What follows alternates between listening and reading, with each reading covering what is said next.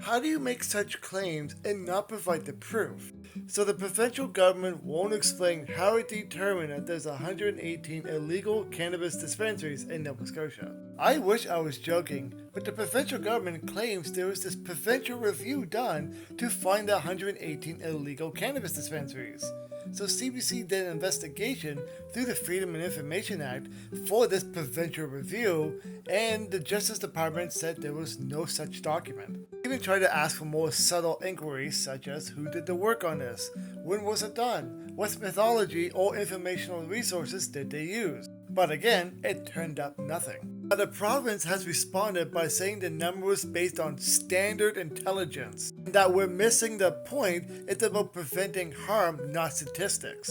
Are you bloody kidding me? What makes this even more ridiculous? In a recent interview by RCMP Popik answered questions regarding the number of dispensaries, and he said, and I quote, "I'll defer to the province of Nova Scotia because I'm sure they done their math."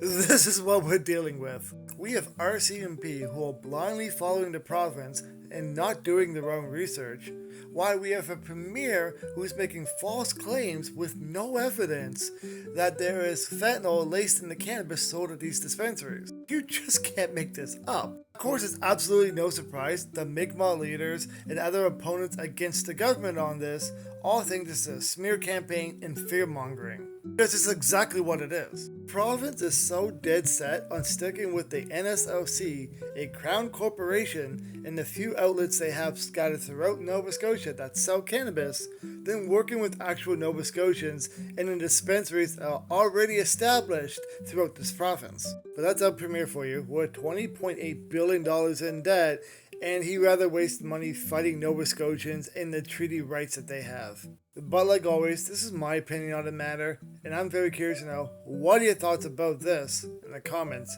down below.